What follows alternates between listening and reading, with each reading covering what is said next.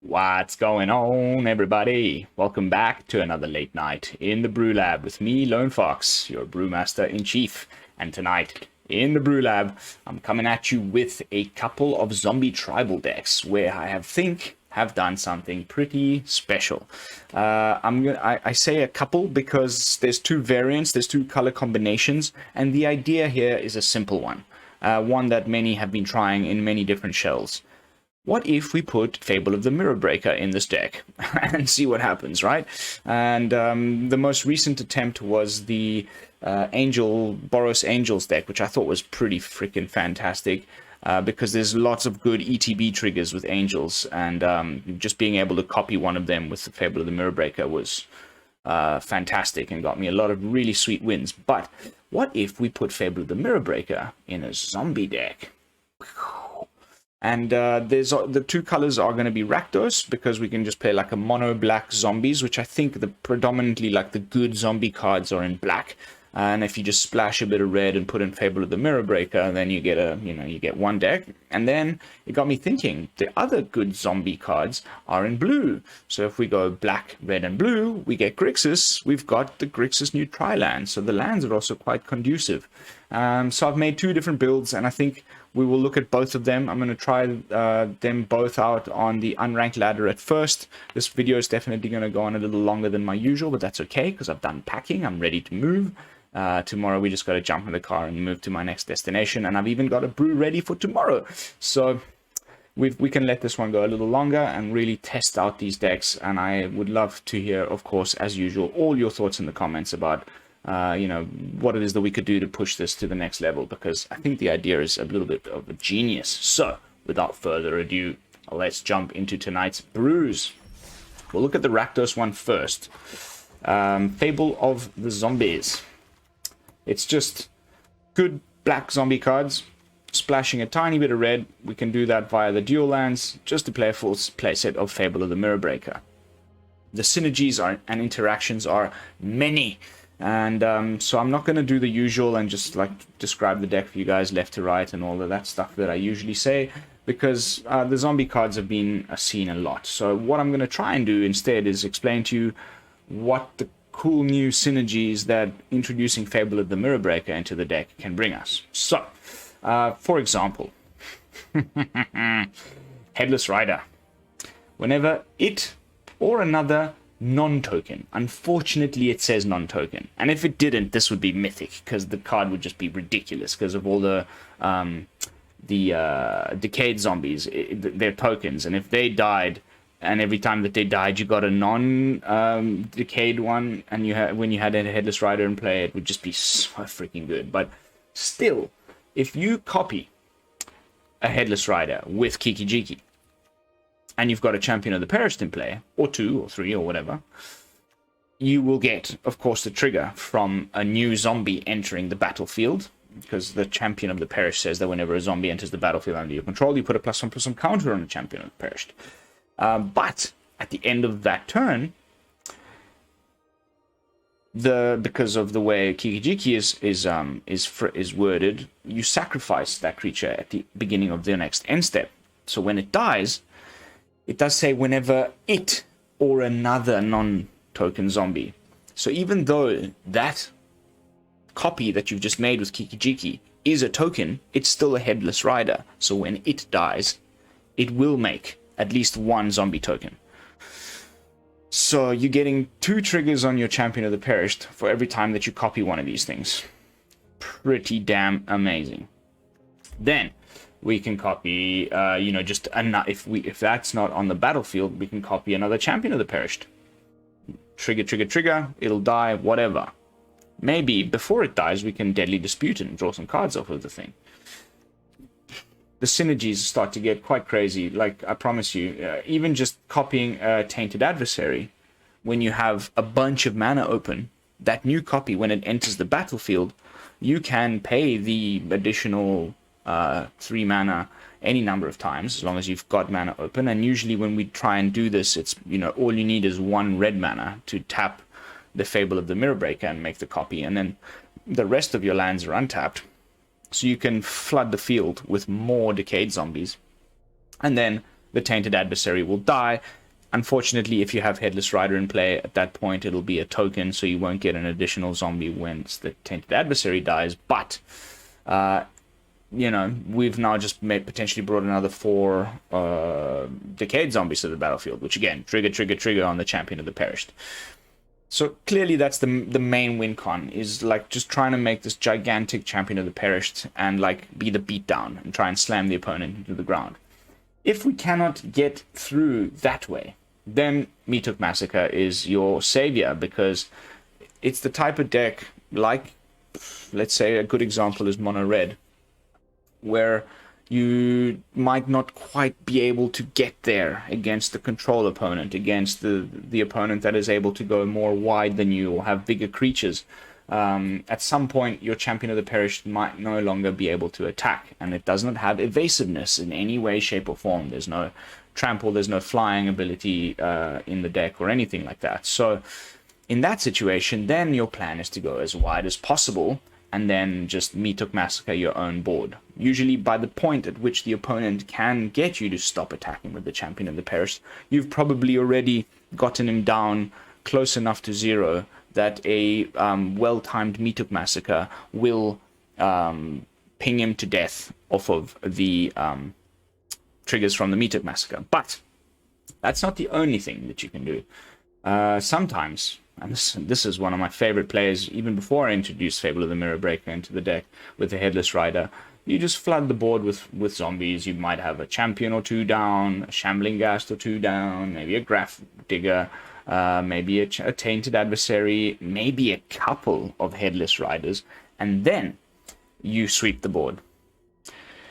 Then the opponent loses all of their stuff. You might even be able to, depending on the matchup, sweep the board for less than your champion is at that point.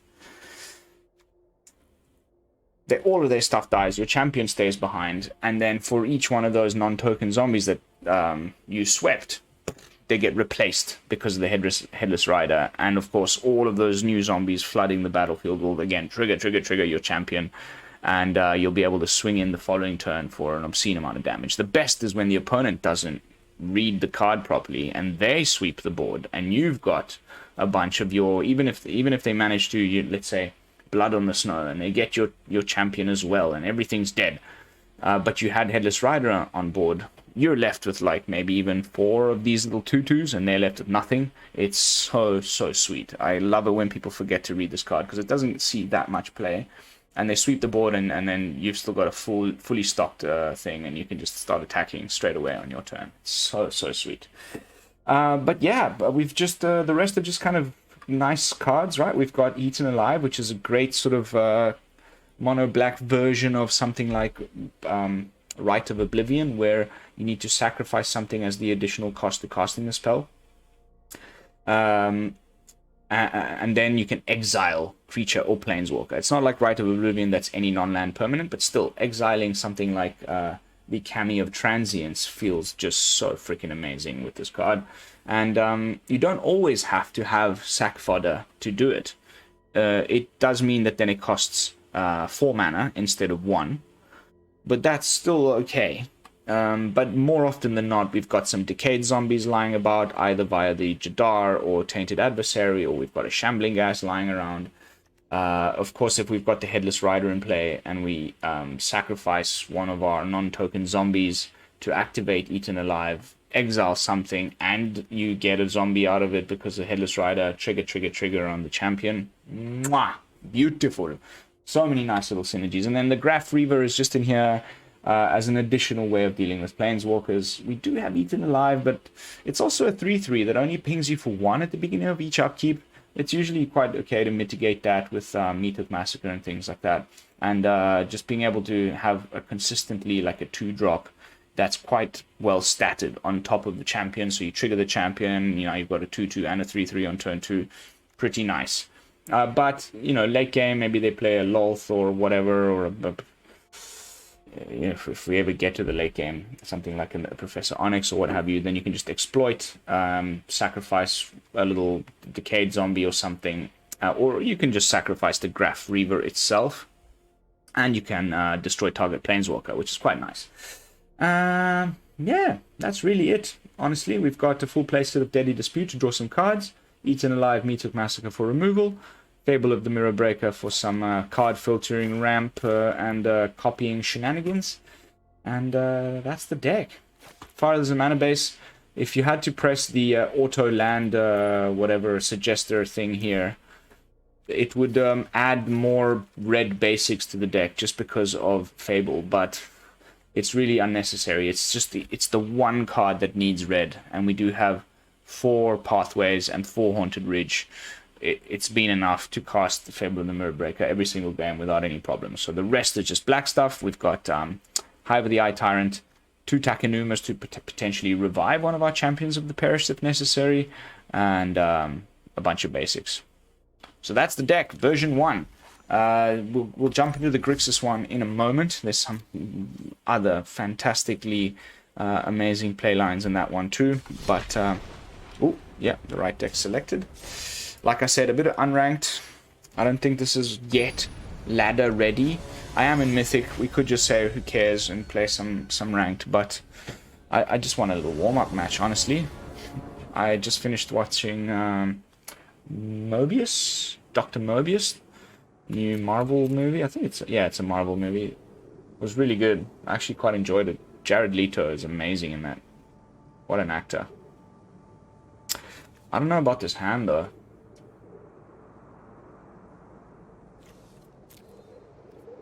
I think we're definitely gonna mulligan this one. Too many lands, no threats really. Some removal, but meh. Hello, Mr. Opponent.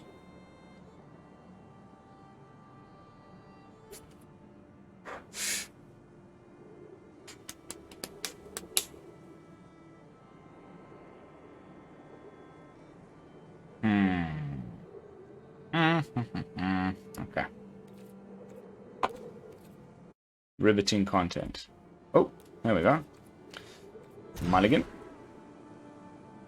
Keep.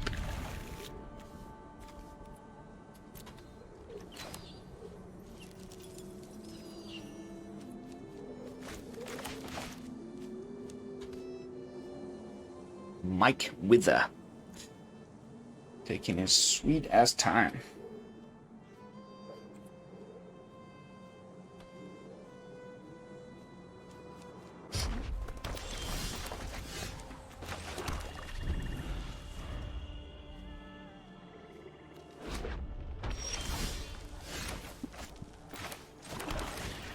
Probably got some removal.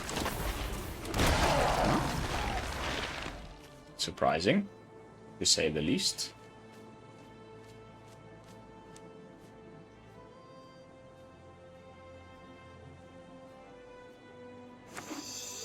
Aha. Rakdos. The unranked matchmaker is hilarious.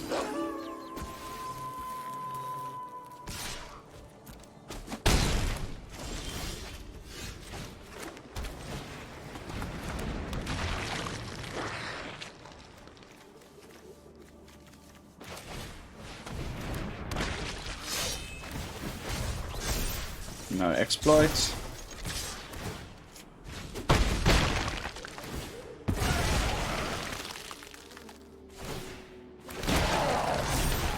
Not a bad turn 3. If I may say so.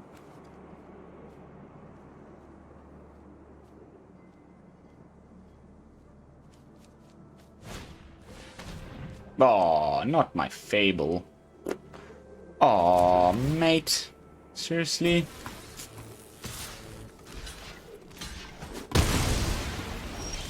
Sure. Sure thing, mate. Okay, now we can go into full control.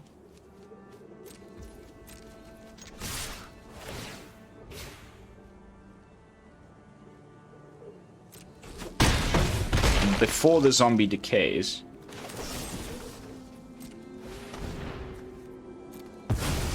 We can sack it.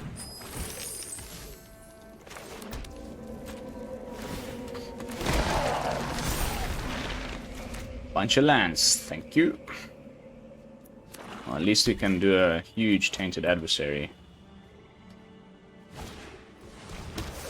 That was to be expected.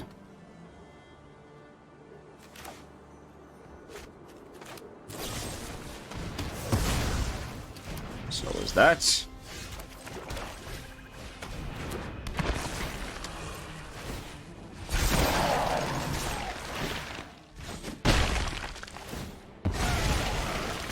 Do 7 damage next turn, potentially. I'm hoping he plays a Planeswalker, then we can actually use the Graf Reaver to its full potential. Ooh, that is just too sweet to be believed, honestly. Actually, I'm gonna pay the full cost, so I get to actually attack with these Decayed boys. Bye-bye, Emistrum. Off you go.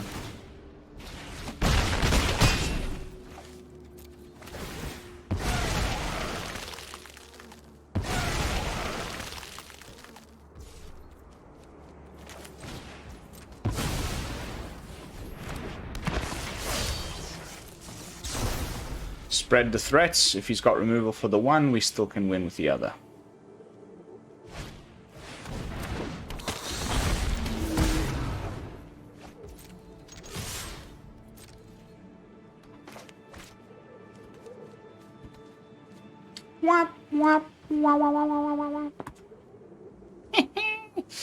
Got him. Please don't rope me now. Thank you.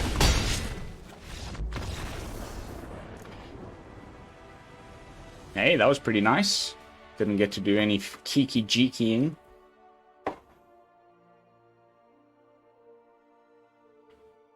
CGB put up a, and he beat me to it because I was actually working on something similar, and then I try not to copy others, or at least appear as though I am, so I didn't put it up in the end. But he put up like a mono black zombies with Invoke Despair on the top end.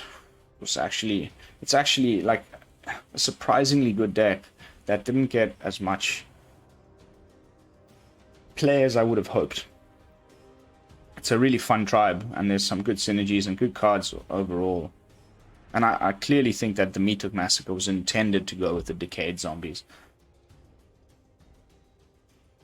And every time one of them dies, the opponent loses some life, and you're just making them every turn. Shadow Sprout. Cool name. I would love to have a hand that actually opens with the freaking you know who. The champion of the parish. No such luck.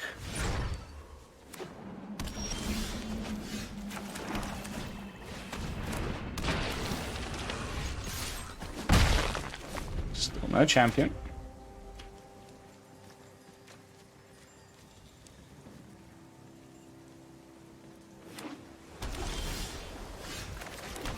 I'm worried about counter magic, but whatever. Okay, sweet.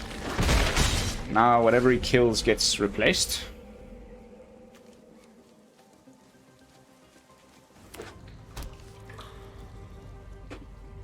Please, no more lands. Anything but lands. It's cool because it just becomes like a removal magnet. Also because of the 3 power. It's not a joke. I would take him down to 10 next turn. So he's like, okay, I've got to remove something. If he removes the Shambling Ghast, whatever he removes just gets replaced. So it's really quite nice. Here we go.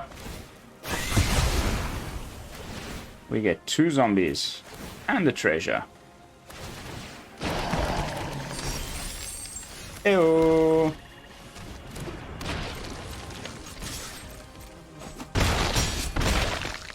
God, I love that.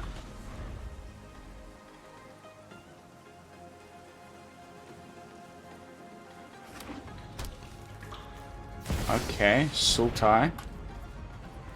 This is when we really need to top deck our good friend.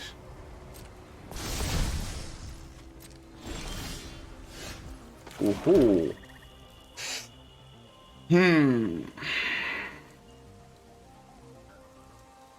I'm debating attacking with the Hive or deploying off Fable.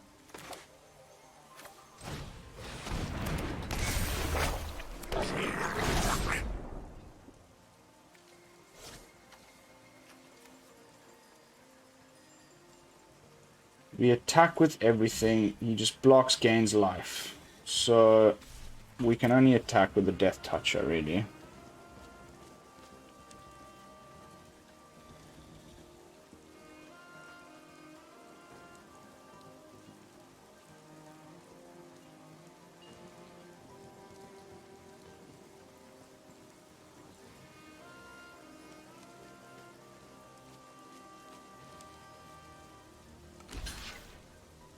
Goes for it. Oh, wow. Hey, that's pretty cool. I guess. Okay. He had a backup.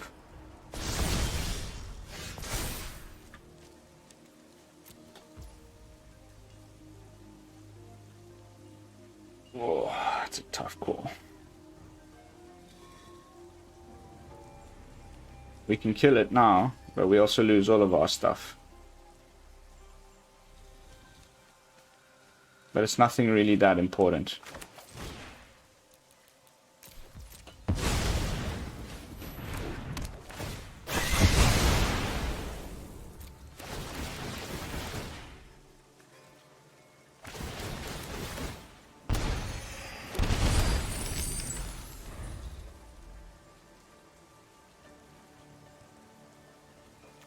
Dimir stuff happening? There are many secrets I don't know. Not for long. Interesting. Very Thanks. interesting. I'll be taking that now. Sultai stuff. Why? Why the lands? Like, come on, man. Really?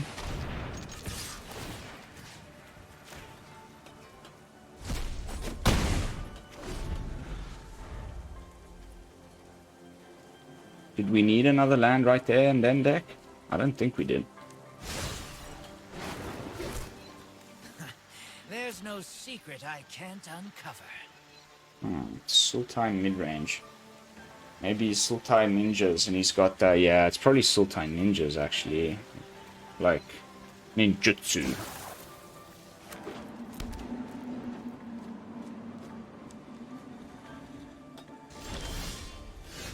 You have actually got to be shitting me.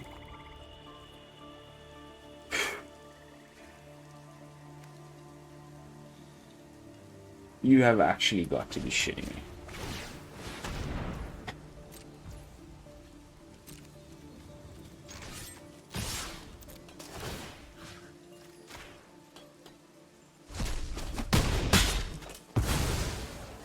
Mission's compromised. Time to go. Floodfest alerted. Snowlands. It's probably got some reanimation spell or something. If I get another land next turn, I'm gonna lose my shit. Deadly Dispute would be ideal.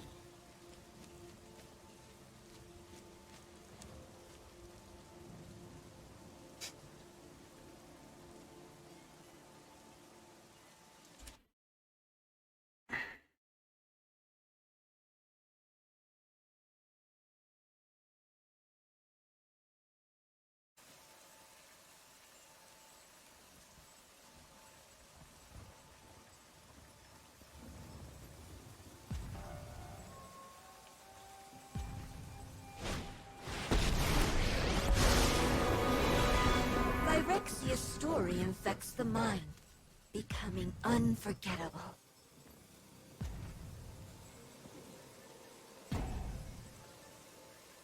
Minus? Maybe? Forget anything I said about ninjas. Bow before Phyrexia. I mean, come on. How many lands in a row has that been? It's ridiculous.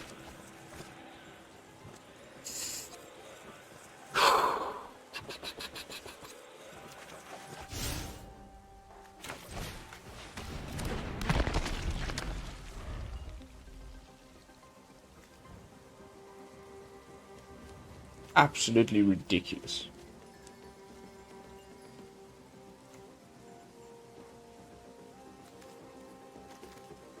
These were in our opening hand, and then we drew one Shambling Ghast and the rest was lands. Top notch.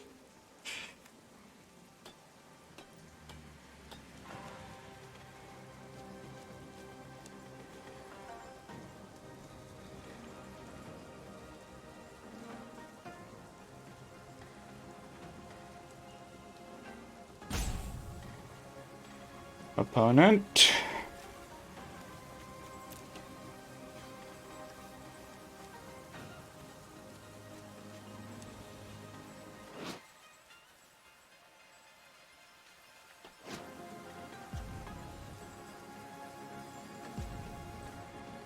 Some people, man. Yes, yes, yes. Our will cannot be denied.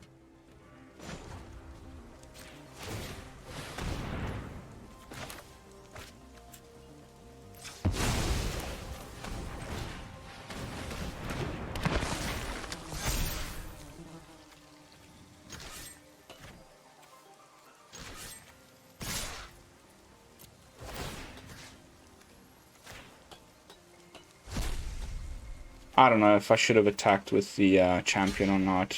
Probably not. History will forget you.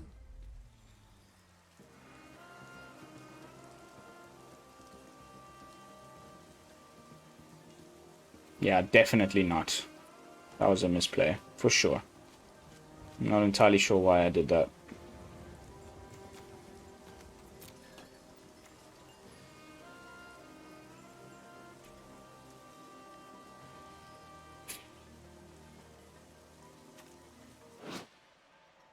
ETBs with a death touch trigger on it.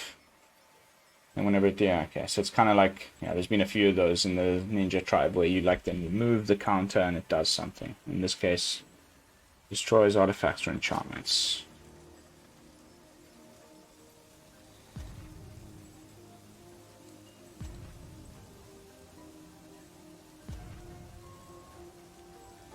I get the sneaking suspicion that there's Blood on the Snow in this deck, but the problem with Blood on the Snow in 3-color decks is that you have to run, you know, these. So now he could bring back one of these, I guess. But we've been slowly exiling the stuff that he probably wanted to bring back.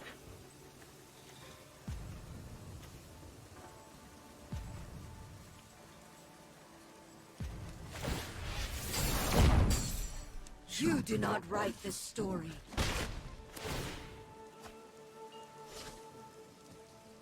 Okay, now Blood on the Snow, maybe? Or another Meathook Massacre? Anything's possible at this point. At least we'll get 2 zombies out of it, if it happens.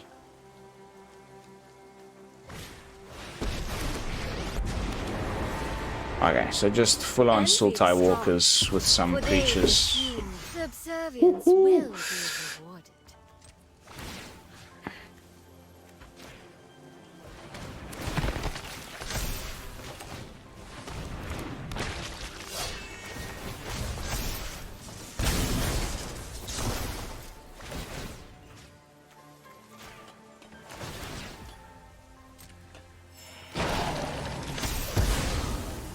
This is not how our story ends.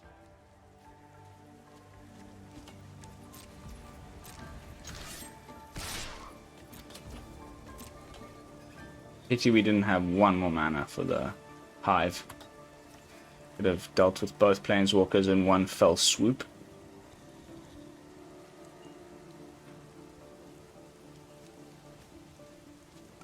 Yes, my friend, yes, you have to block.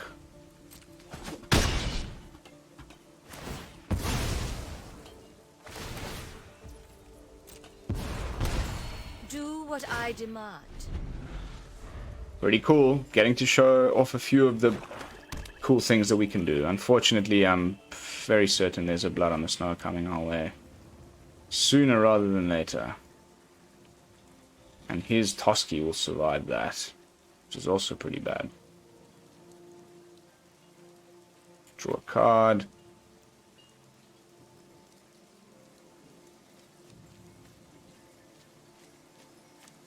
It's for sure Blood on the Snow. There's no other reason why he would be playing the Snowlands. Plus, it's all these Planeswalkers. It's guaranteed.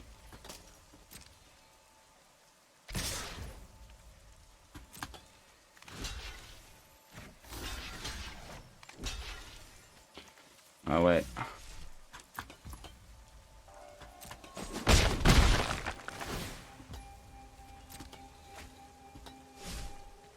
I would rather not give Loth another loyalty. It was that or give him a card.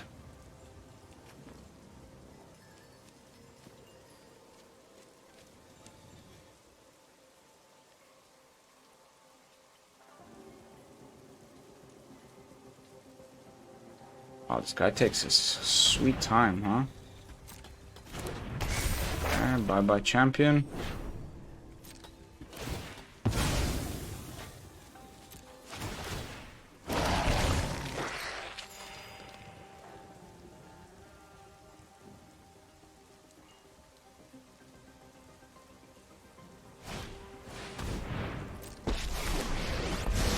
Wow. Full-on Walker's list. It's like your defenses aren't even there.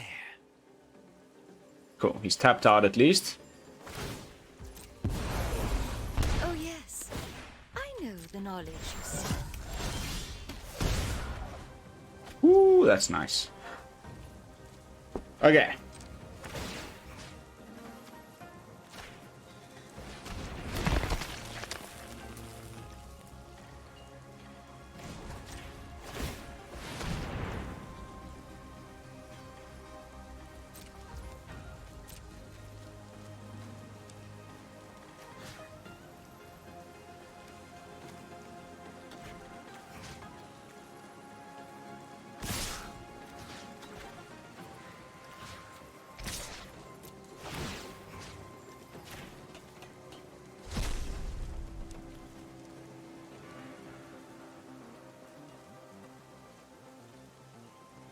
You take 6, 7, 8, 10. And we get a zombie, and we get rid of the Loth. It's not bad. But we're still dealing with Blood on the Snow, in my opinion, like coming our way very soon. Which means Loth will come back.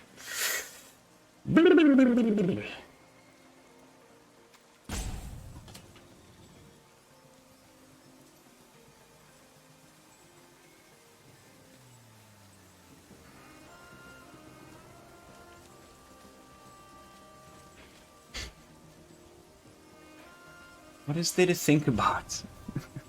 You've got no lands. Untapped, there's nothing you can do. You can either block or take the damage. That's it. Surely it's not the hardest thing to think about. A setback, nothing more.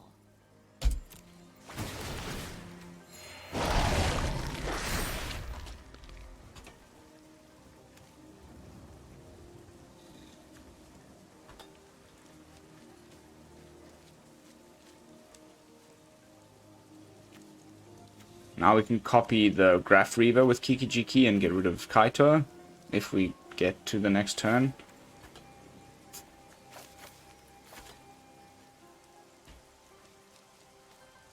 Come on, mate.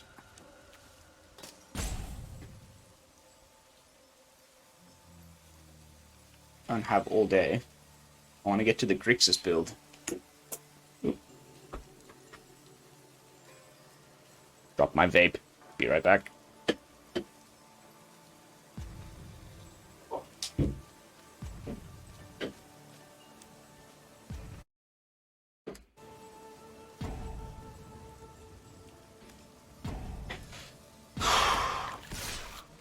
Yeah.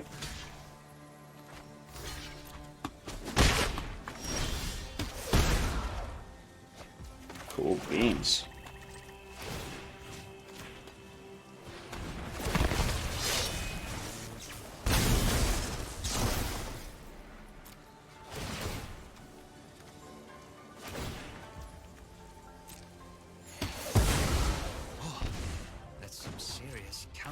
counterintelligence.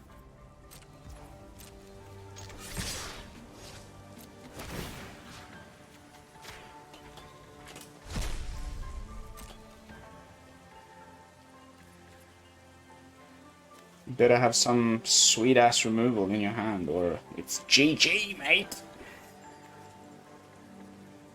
You gotta double block the Hive, otherwise you die. But if you block the Hive double block, then the rest of the stuff gets through. You need to have like 4 removal spells. Good luck. Got him. Somehow I didn't end up getting blood on this node. Probably you just didn't top deck it. But luck is, after all, a humongous part of this game. It is a game of chance, after all.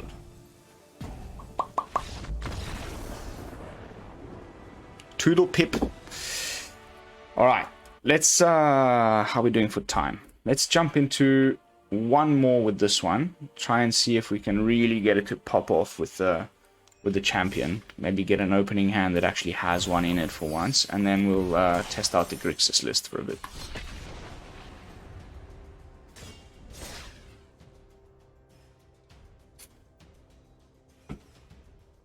By then I'll know which of the two is best, and we'll end off with a couple games in Mythic with these brews and see if it's worth trying in the ranked ladder or not. Papakage. Honestly, I think the Grixis one is the better deck. God, what is with these hands? But the mana's a bit wonky. I'm still trying to figure it out.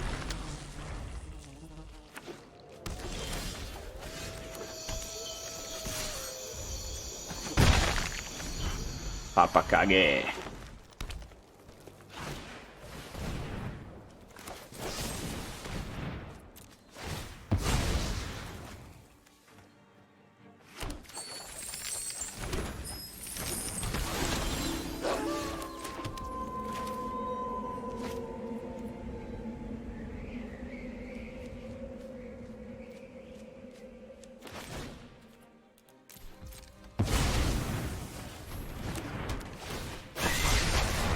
I like doing this when you have 2 Meathooks, because then they think you might not have another one and they overextend a little bit.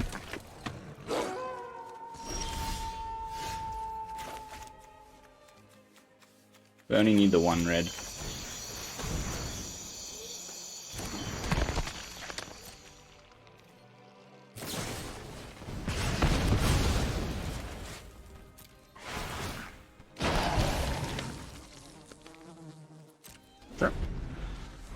Sure.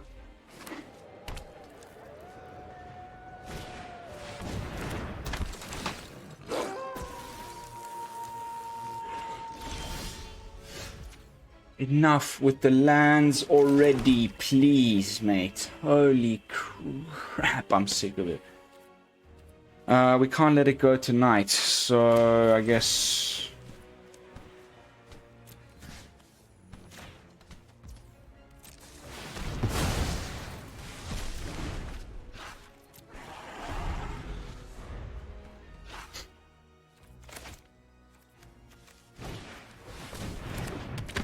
Third Liberator in the top 10 cards of his library. Sure.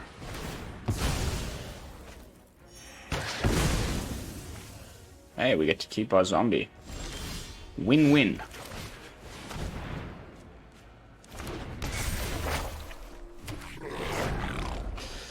Problem is, he'll just do that, but that's also okay. Wow, you're using up your creatures willy-nilly, my friend.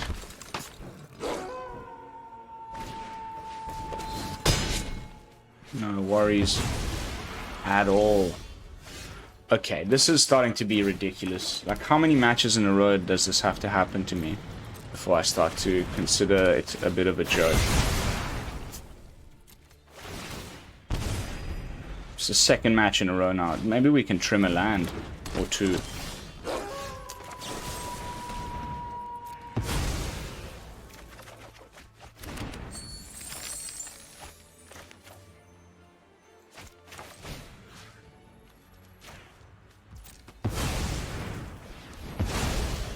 Bugger off.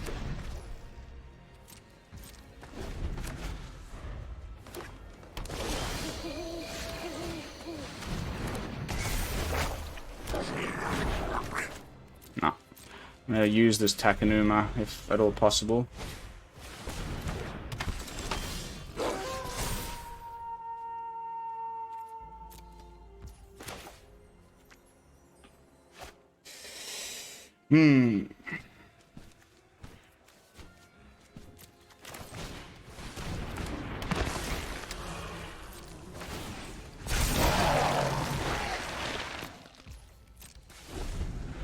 It's nighttime still, which is terrifying.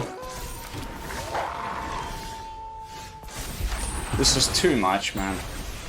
I just cannot anymore. Like, just give me something that isn't a goddamn land, mate. Jesus, what a crock of crap.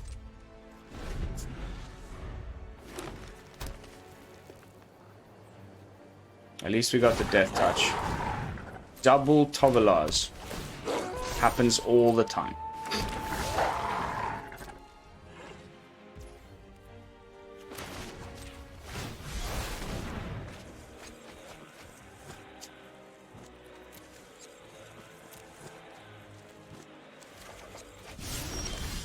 Woohoo!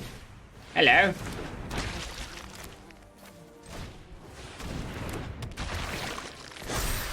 Switch it back to day.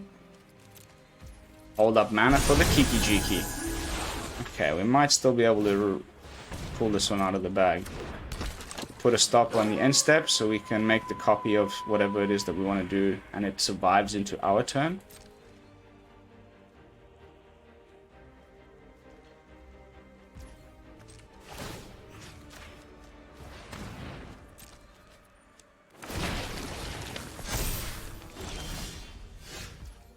Champion number 2.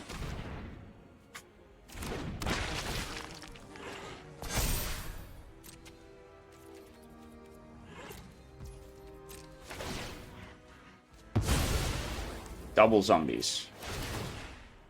Whoop whoop. Well, double triggers.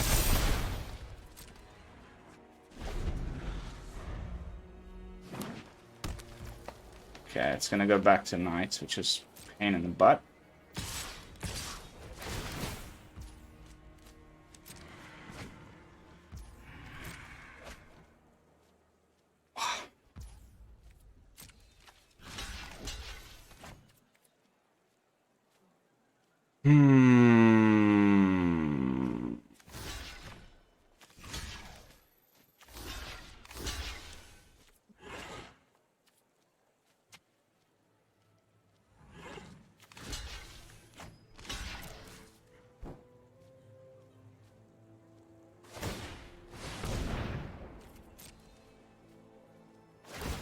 It's fine.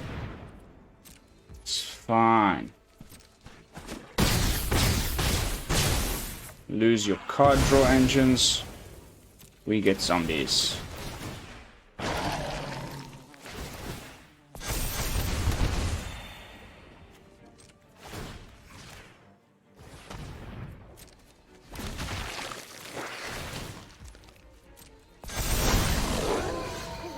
Woohoo! Champion number 2. 3 for 5.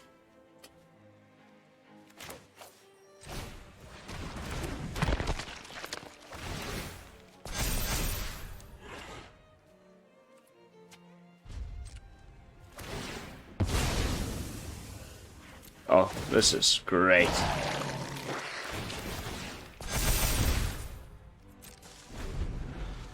We can just eventually just Meathook Massacre and win.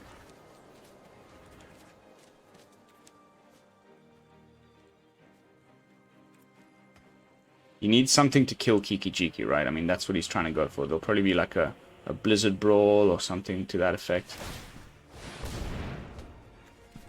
So what's he doing? Wolf.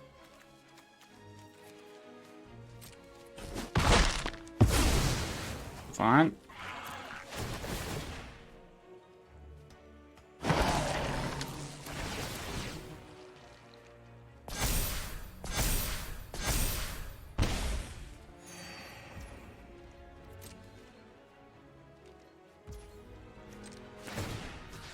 In which case we will copy another champion.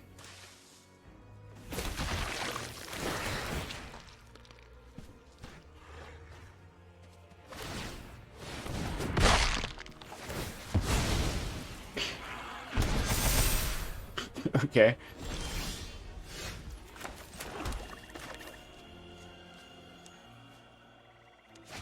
One, 3, 4, 5, 6. We need one more mana to do the 7. But if we had to do it now, 1, 2, 3, 4, 5.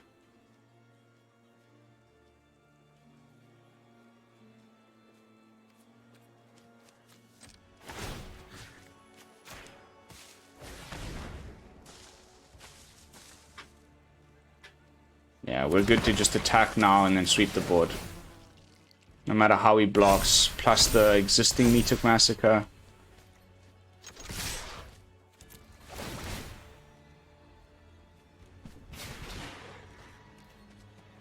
Nice. Got to really do the thing there. That was epic.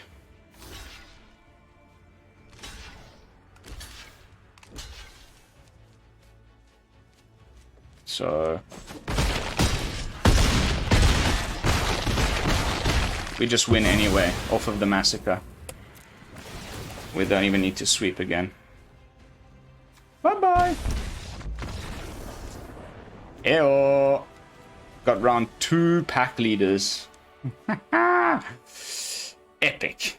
Alright, so that's the Rakdos version. Pretty cool. I like it. It works. It's fun. I don't know if it's tier 1 at all, but definitely something worth looking into and potentially expanding upon the concept. Maybe different removal spells. Perhaps this Eaten Alive isn't the best way to go about things. But in a deck like this, where you do have sack fodder, it's essentially kind of like a Bloodchief's Thirst that just exiles, because it's 1 mana, like Bloodchief's Thirst, or 4 mana, like Bloodchief's Thirst, and it can hit creatures or planeswalkers, like Bloodchief's Thirst, but in this case it exiles, and we often have these cheap things to sacrifice, so then you can pay 1 mana to do the same thing a Bloodchief's Thirst would do at 4, with a planeswalker, for example, but it's gone for good. So, I don't know. Maybe Jadar isn't the way to go. You can trim Jadar out, and, you know, it's just nice to get those reliable decayed zombies every turn to trigger the champion and all of that. I think it's pretty good just the way it is. I don't know what more we could do to change it. I was thinking also maybe just try to find space for like a 1 or 2 of Even Death Dracolich to have some flying action going on, and it's also a zombie. Something to keep note of potentially for a future version. But now, let's have a look at the Grixis one, because this is a real work of art in my opinion. Because if you play Grixis, you also have Necroduality. So between the copying shenanigans going on with Fable and the doubling of stuff that enters the battlefield with Necroduality, stuff starts to get real loopy. And we've also got this incredible synergy between the Fable and Overcharged Amalgam. So if we ever get the opponent in, you know, wherever we can navigate the game into such a moment where we have Kiki Jiki on board, 1 red mana open, and an Overcharged Amalgam to copy, then it's just endless counter spells for free all the time. You just make a copy of the Overcharged Amalgam. When it enters the battlefield, you exploit the copy that you just made, and you can counter spell, activated ability, or triggered abilities, and you can just keep doing it. Of course, if he's got endless mana and like potentially something else up his sleeve, and we've only got 1 reflection on board, then, but still, I've had it where I won a couple of games because of that synergy. It's so much fun. You just keep copying the amalgam and just counter everything that they play. And of course, if you're copying the amalgam and it enters the battlefield and you've got a champion down, trigger, all of the same stuff applies as the previous deck. Up until this point, it's almost exactly the same cards, where I've just like trimmed a few bits and pieces here to fit in Necroduality and the Overcharged Amalgam, but otherwise it's pretty much the exact same shell. And like I said, the mana base is where because it's the majority black cards, I've put in a majority of the pathways and dual lands that have black on the other side, and then of course there's a majority of black basics. We might even do this. I think that's probably a great idea. And we do have Xander's Lounge, which we can also cycle away in a pinch. Lots of you know, just by adding in the blue and having Necroduality and Overcharged Amalgam, the deck just goes to the next level. It's just a little harder to set up because of the lands. So let's jump into some games with this one, see how it performs, and then we'll make a call towards the end which of the two I think feels the best, and then we'll take it for a spin on the rank ladder. That way you can really tell if it's something worth your time and you know, your precious wild cards. I know most of these cards are old. Actually, yeah, there's 0 new cards from the new sets other than the lands. Sure. Nice. I love the sound when Xander's Lounge comes into play. Ooh. Ooh. Deadly Dispute is great. Just great.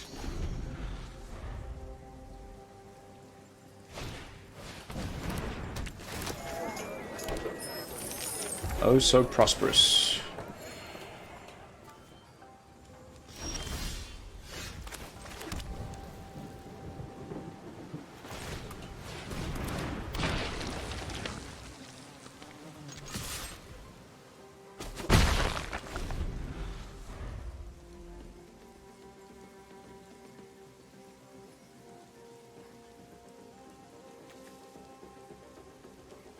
The Overcharged Amalgam, it's similar to that new card, the Obscura Interceptor.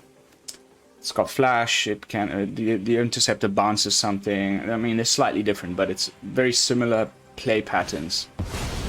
Aha. Rampy. Where, you know, now, like if I do get another land, I'll probably just want to hold it up rather than play anything else. Okay, let's Deadly Dispute. Get a zombie out of the deal. Get rid of this guy.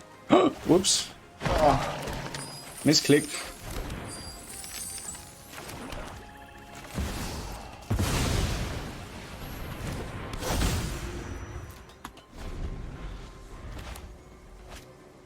Now we just have to hope that his next play is nothing too explosive, that then we can hold up the mana for the Amalgam for the next turn.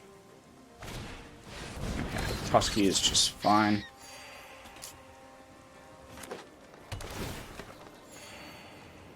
He's gaining a lot of life.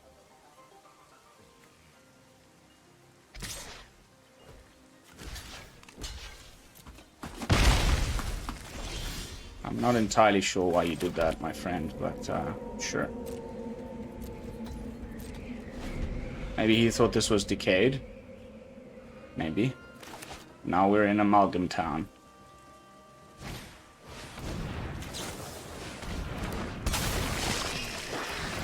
And we'll definitely get rid of that and keep our flyers.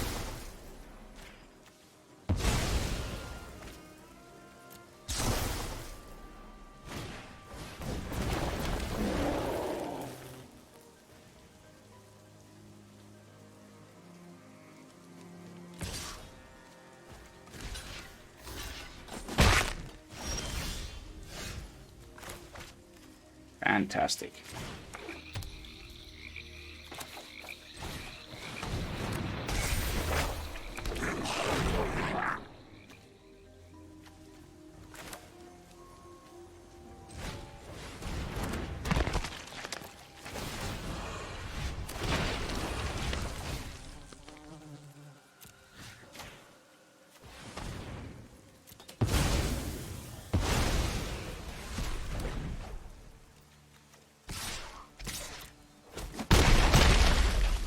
Skadoosh, skadoosh.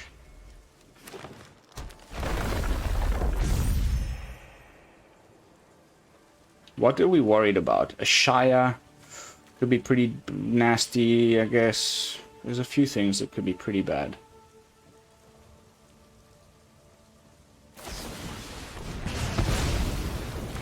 Okay. Sure.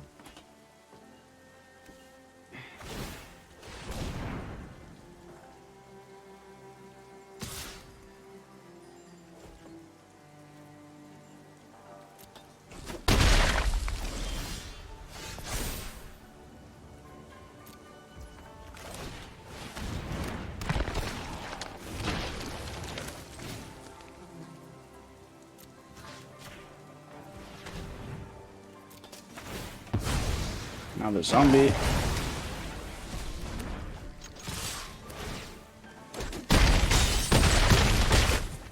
Not too shabby, eh, Nige?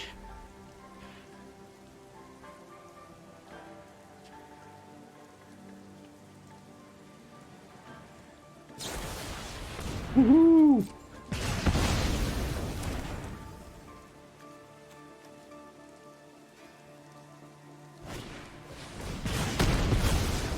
Thundering Rebuke. Double zombies.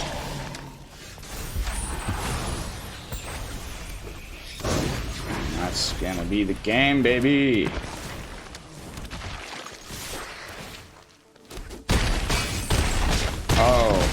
Oh, yeah. Pretty cool, huh? I like it a lot. We've only gone down to 2 Necrodualities because of those problems with both it and Kikijiki, where it says non-token. So, and also with the Headless Rider, it's all these non-tokens. So, you know, you won't get an additional zombie if you copy a zombie with Kikijiki, because the zombie that's entering the battlefield is a token zombie. You won't be getting multiple free zombies off of something dying with the Headless Rider, because it's... You get what I'm saying. But still, just the 2 of at the top end of Necroduality, but then a full playset of the Kikijiki. It's been fantastic. So much fun. And I have not seen anyone playing this. This is a real homebrew. A real BrewLab special. We're approaching the 1 hour mark. I want to do like one more match with this in Unranked, and then we'll take them for a spin on the Mythic ladder and see how they perform. Probably, I don't want to go too long, but just do like 1 game with each in Mythic. Or like, yeah, I want to play them until I lose. That's a good way to go about it.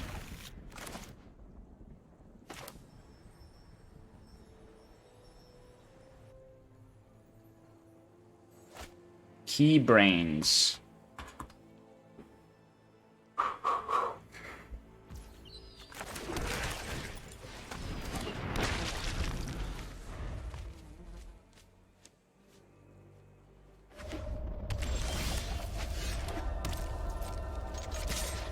Very nice top deck.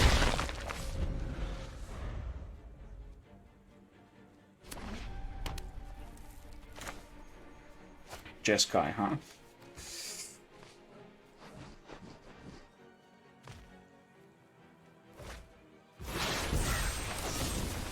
Ramping into our Necroduality early is pretty damn nice, I must tell you.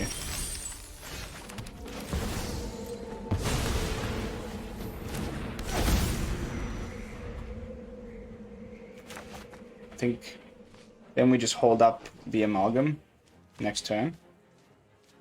Although these colors have plenty of artifact removal, I guess. Well, white does. Enchantment removal.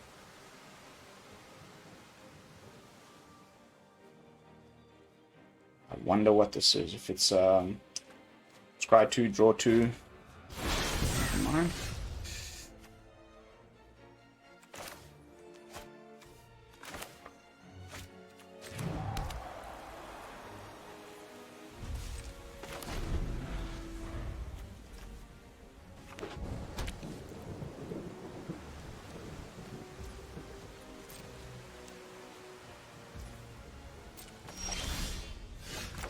Now it's the staring match.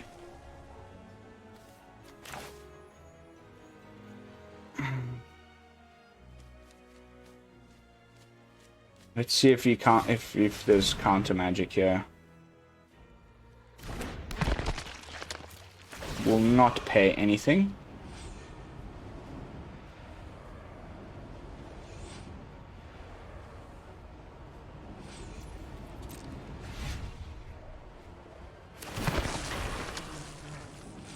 You see, this doesn't trigger the Necroduality, unfortunately.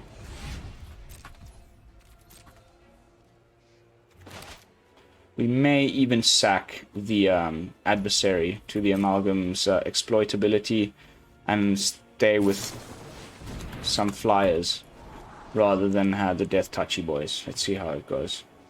Okay, so it was a Beholder Multiverse, the one whose name I always forget. Sometimes I find myself calling it Glimpse into the Cosmos.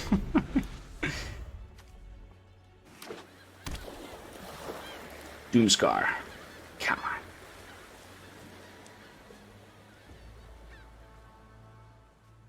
Maybe it's a March of Otherworldly Light.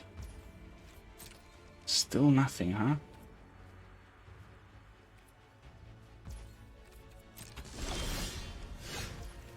Exact same line.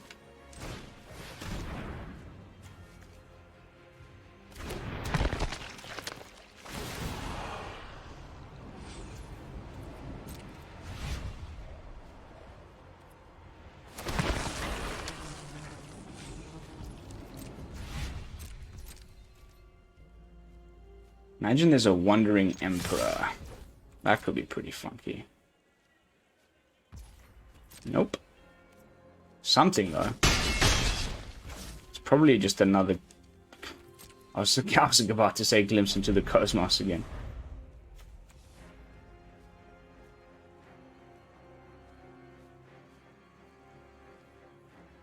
Doomscar would be ideal.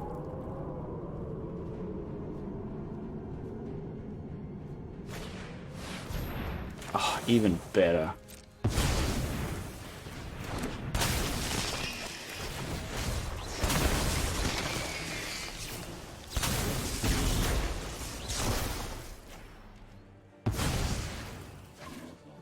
It's just game, right?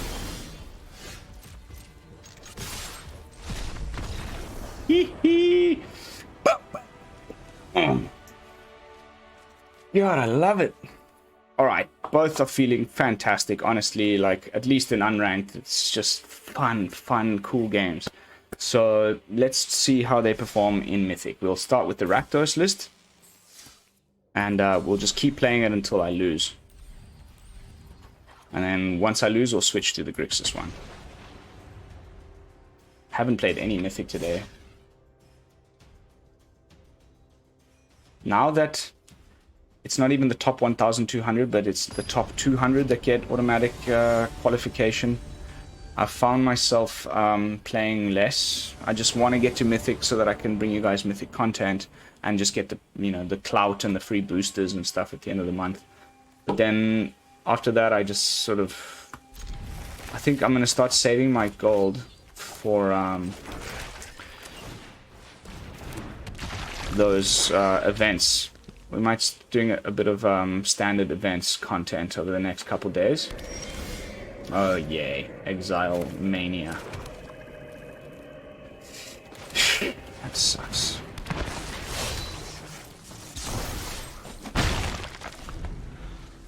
Vanishing Versus. Probably even might be Esper. Yeah, for sure. Esper Angels, huh?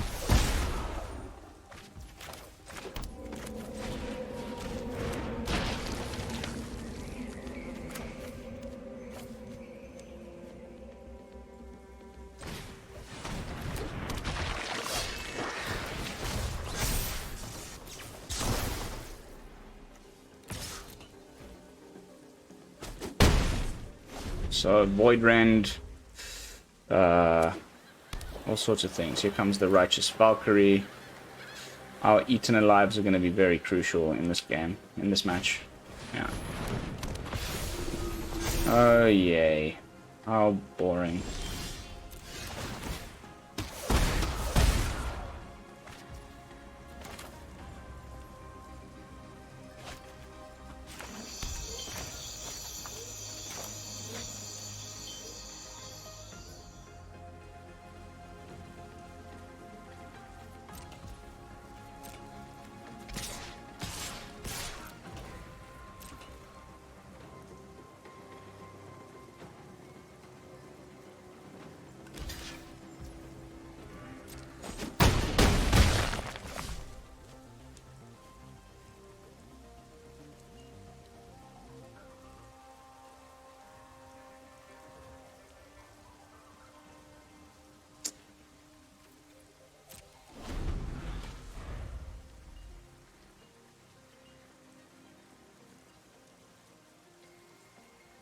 This card is so broken, it's insane.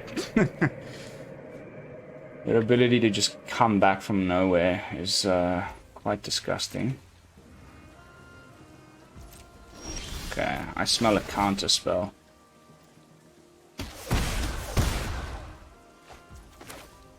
Wow, we have to risk it.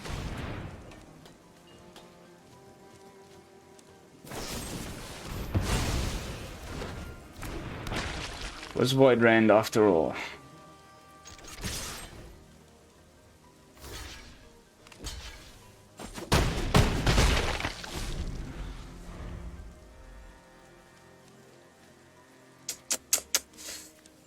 Ay. Esper Angels. I tried this on like day 2 of the new format and it was really fun. But we're really struggling on lands here. And they've got really good removal.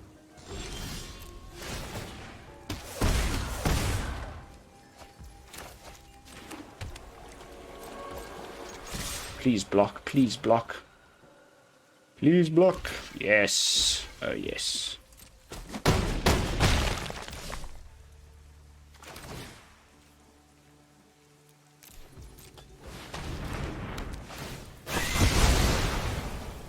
Bye-bye.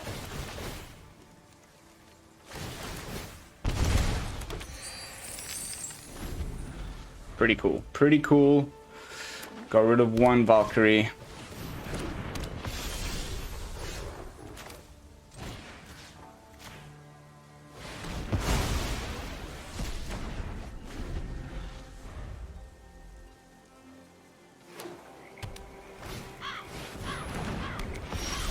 Probably should have kept that. So dumb.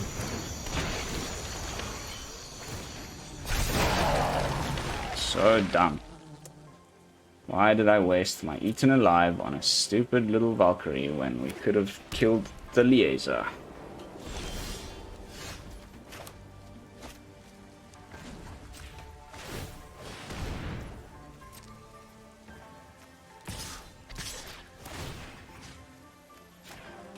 In case they've got reanimation shenanigans going on.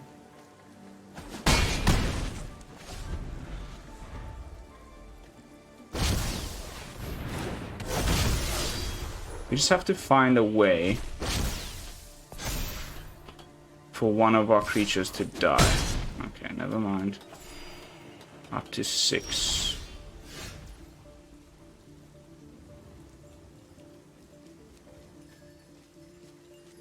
5.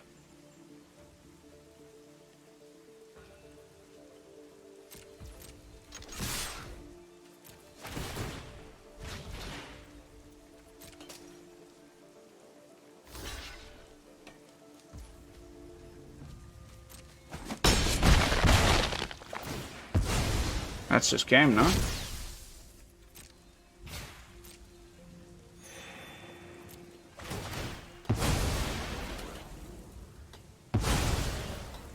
Oh no, that was really stupid.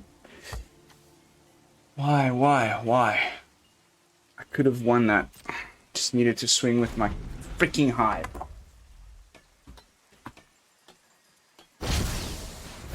This is a problem. I just lost the game. I was so dumb, man. Unbelievable. At least he's got no more angels to exile. Not believe I just did that. Because of the Liaison, the decayed zombies got exiled. So even this creature here isn't going to do anything.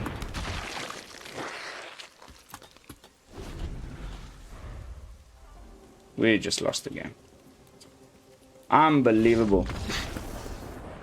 Misplay, Lone Fox, could have won. Just needed to swing with the Hive. That was absolutely pathetic.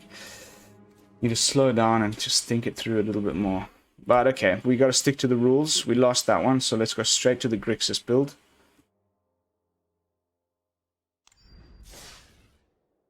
Almost beat those angels up, though.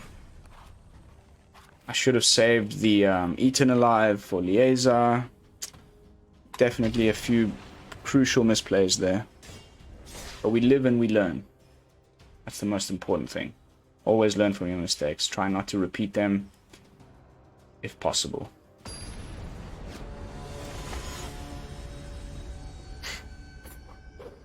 Sir Meowington.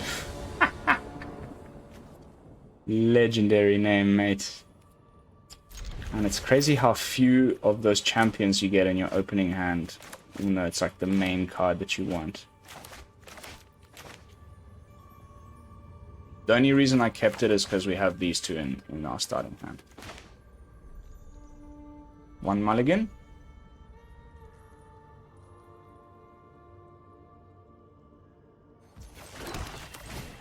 Cannot believe I lost that match. It's very late also. That's just an excuse.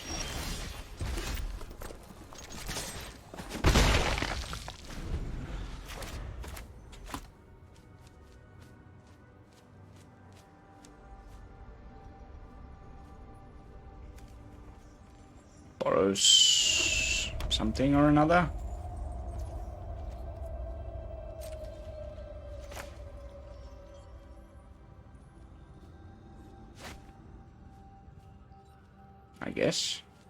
I guess whatever he has to play has 1 toughness. It's probably Luminarch Aspirant, and he's worried I'll respond with the Shambling Ghast sack. That would be my guess. Blue land, please. Of some shape or form. That'll have to do. Aha! It is the reanimator.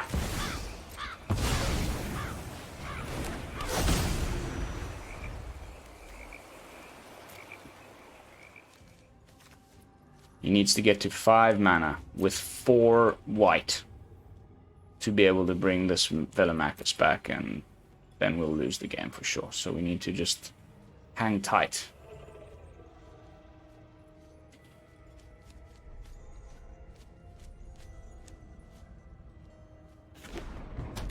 Ay, ay, ay, ay, ay. Scary stuff. It's potentially next turn, right?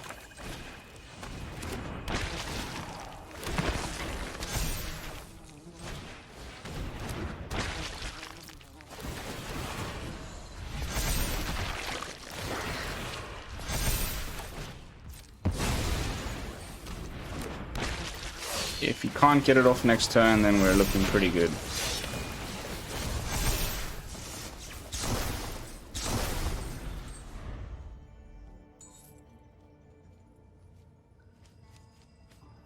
Come on, baby. You didn't get your land. You don't have Invoke Justice in your hand. He needs another white source. Ooh. He threw away that Emeria's call to the seize the spoils. He's probably kicking himself now. It's incredible what you can do with 1 Necroduality and a couple of zombies. That's quite the board state. Doesn't seem like he has a Doomscar either, which would be terrible.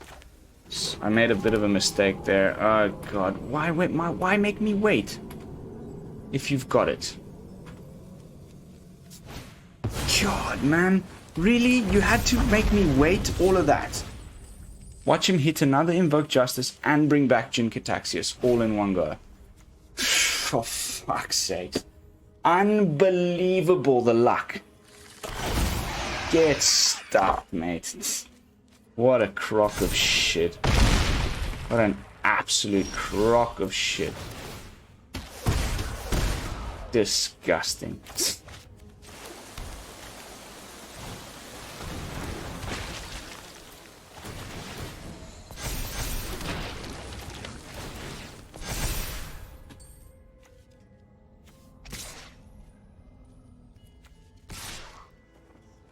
We just lost the game. Unbelievable, man. Like, you managed to hit the exact freaking combo. How lucky are you, dude? What a joke. What a joke. Pathetic. And why make me wait for all of that time? Like, you had the white source, you had Invoke Justice. What else could you possibly want to do? Like, your whole deck is built around that. Alright, so 2 losses back to back. I'm not about to spend more time on that, I'm afraid. Unfortunate though. One, just my misplays. I think we had the Angels guy. We definitely had him, just a misplay on my behalf. And the second one, just bad luck. But that is the nature of the game, as I've said now many times. So that's going to be it for tonight's video. I hope you enjoyed the decks. They're definitely very interesting and new and funky. I'd love to hear your thoughts in the comments. How could we make these a bit better? And if you do end up taking them for a spin on ranked, I would love to hear again in the comments how your performance went, your win rates, that sort of thing, what adjustments you made, everything. Please let me know in the comments. Of course, don't forget, we've also got a brand new Discord server that's been set up. There's going to be an invite link perpetually in the my links section of the video description. And I'd love for you guys to all come join the BrewLab community on Discord. But like I said, that's going to be it for tonight's gameplay footage. Thank you all so much for watching. Don't forget to like, comment, and subscribe. I will see you all tomorrow with some fresh brews. And until then, this is Lone Fox from the BrewLab signing out. Peace, y'all.